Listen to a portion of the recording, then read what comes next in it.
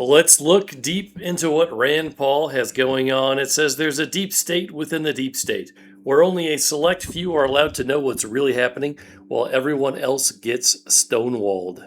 As a citizen, every time I want information out of the government, I go through Freedom of Information Act, and it's insane. It takes 5 years, and I have to go through so many hurdles. But I do not understand how a U.S. senator serving a subpoena on the FBI can't get that information. And I don't know why it can't be divulged to the rest of us, or at least to you. You can see it in a skiff or something. But I mean, the idea that you can't get that information, I think is reprehensible.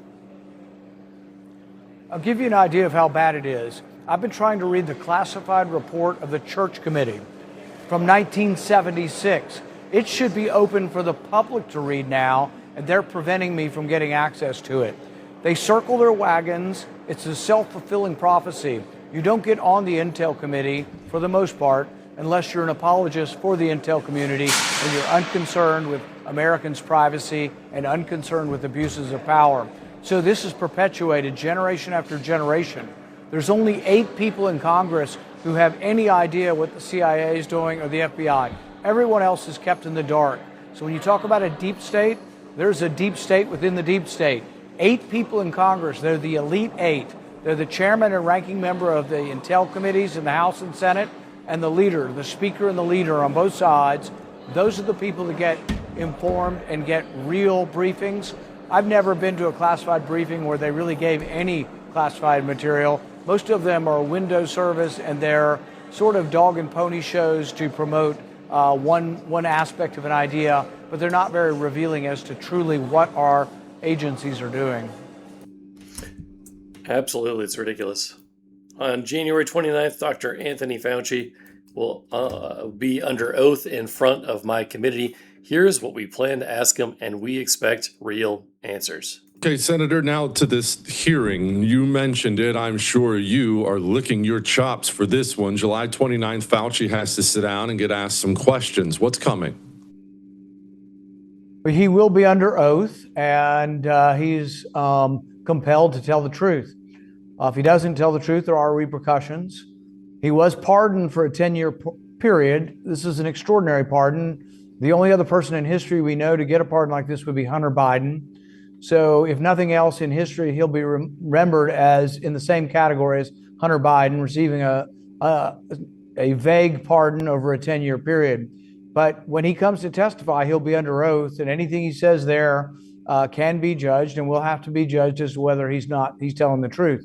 He will be asked again about funding gain-of-function research, which I believe he lied about the first time. But he also this time will be asked about deleting and destroying records and compelling or seeking others to delete and destroy records. We do know that one of his colleagues has been indicted. David Morenz has been indicted for telling others to delete messages and destroying federal messages. So this isn't without precedent, and a lot will hinge on his testimony, how he decides to respond when asked whether he destroyed records or not. There will also be questions about his pardon. Did he discuss them with the president? Is the president aware of who he is? Does he have a first name basis such that the president had an awareness? Were the discussions with the technician who ran the auto pen? Who were the discussions with? What crimes did he seek relief from? So there's a lot of questions we have about the pardon as well. So we'll be asking about the pardon, about funding gain-of-function research, and destroying federal records. Destroying federal records. That could get him in big trouble. These records raise serious questions. That's exactly why I fought to uncover them, says Rand Paul.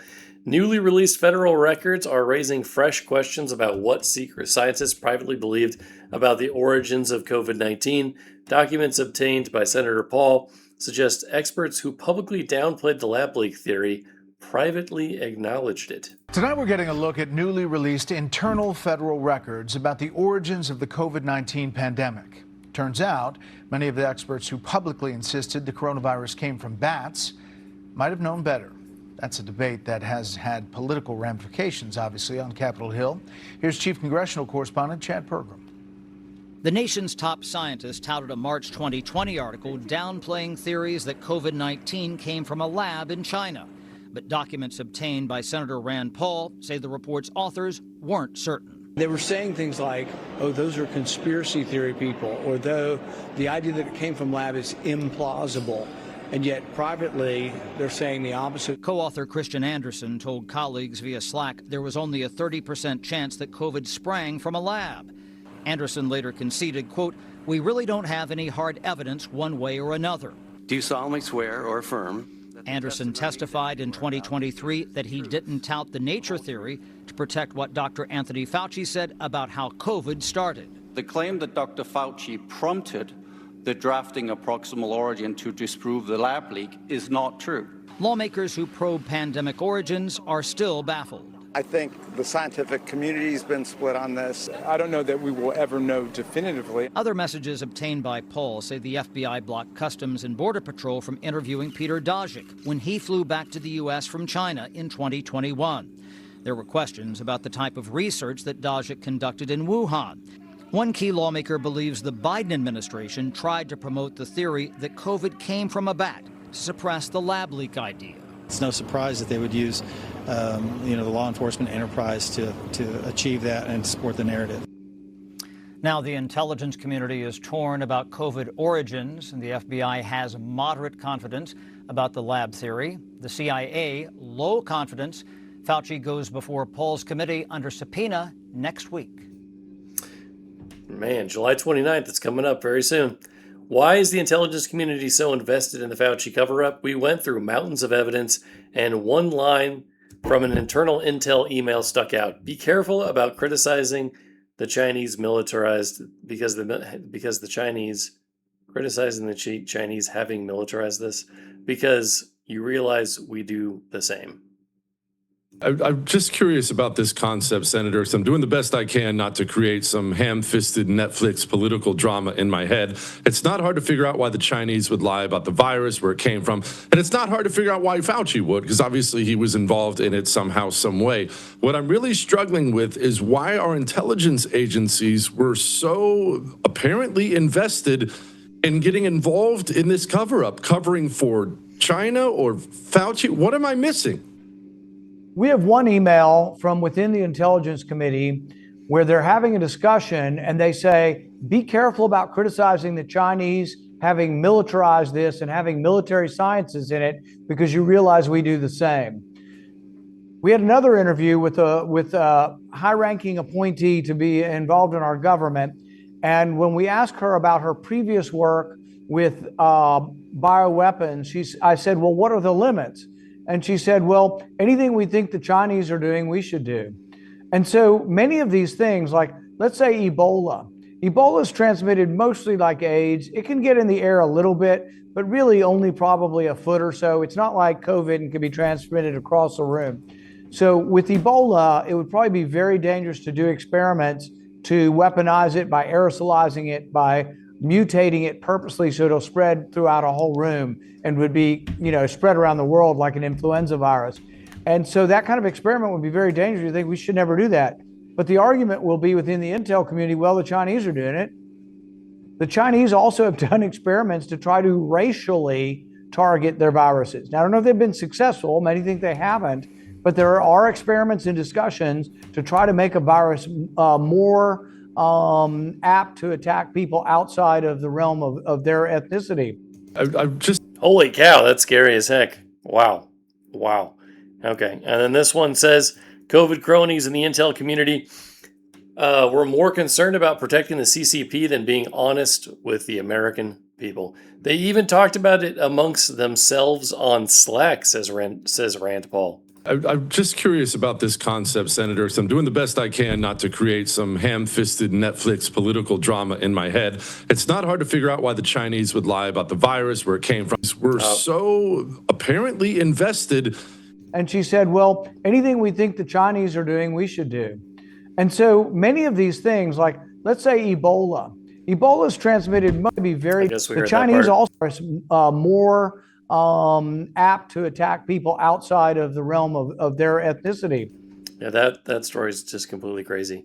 Here's a new one. Senator Rand Paul says there's a deep state within the deep state. There's only 8 people in Congress who have any idea what the CIA and FBI are doing. You don't get on the Intel Committee, for the most part, unless you're an apologist for the intel community and you're unconcerned with Americans' privacy and unconcerned with abuses of power. So this is perpetuated generation after generation.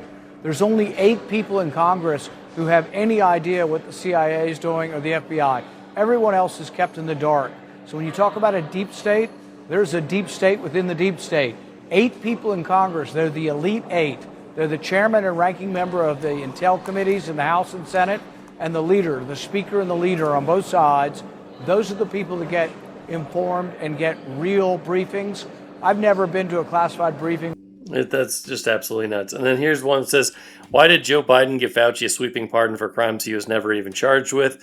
Next week, Fauci will finally have to answer before my committee. His pardon is unprecedented, as Hunter Biden's history will remember them together. I continue to advocate that they should question the pardon, that they should challenge this in court, and that he should be prosecuted. I don't control the prosecution. A lot of people think I do, but I don't control prosecution. But I have sent 2 letters, criminal referrals, to the Biden DOJ and also to the Trump DOJ. I think there is evidence there, and I think the pardon should be challenged. It's vague. It's a 10-year period of crimes, doesn't list the crimes.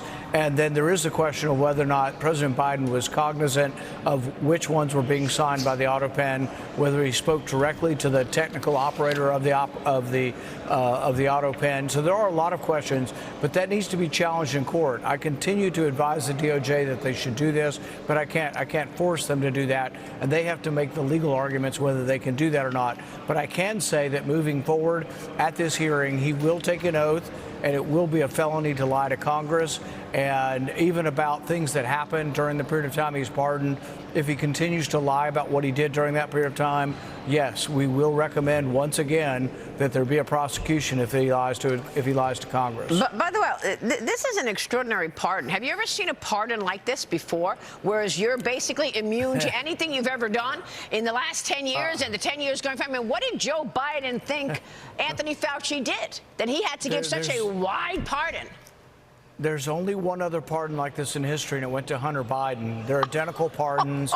And so in history, Anthony Fauci will be remembered and repeated in the same breath as Hunter Biden. And so that should alone be something that should be worrisome to the history's going to see him in the same light as Hunter Biden. That's not a good sign for him. Fauci is not going to have a good reputation. If people are honest about it, he hasn't had a good reputation since the 80s, at least. The FBI and intelligence agencies have prevented me from accessing critical information, making true oversight nearly impossible. Even members of the Senate Intelligence Committee are routinely kept in the dark. The lack of transparency undermines accountability and puts our democracy at risk. That's from Senator Rand Paul. Says, I will keep saying this until Washington understands it. Fraud is not an ordinary cost of government. Fraud is theft. This isn't exactly related, but let's listen in anyways. In my office, I keep a clock that measures our national debt in real time. This morning, that clock stood at nearly $40 trillion. Washington taxes the American people. Washington borrows against our grandchildren's future earnings. Then Washington sends billions of dollars out the door, often without knowing who receives it, if any service was performed, or even if the business exists. The federal government loses hundreds of billions of dollars to fraud every year. And when the money disappears, politicians act surprised. No private business would survive this way. A bank confirms an account exists before wiring the money. A credit card company flags suspicious changes in seconds. An insurance company verifies that the patient exists and the treatment occurred before paying a claim. They verify first because it is their money that's on the line. When the money belongs to the taxpayer, Washington pays first and asks questions later, if it asks them at all. And yeah, that basically sums it up. Unbelievable amounts of corruption at all levels, financially and civilly and in the deep states, etc., etc., etc. These are things we already know. But hopefully something positive will come from the July 29th meeting that's coming up in a couple of days. So be sure to check that out if you get a chance. Follow randpaulreview.com and subscribe so that you'll keep up with the latest. And follow D-Schooled with a K .com to hear more from me. Okay. Like, comment, share. It's all much appreciated. Have a fantastic day.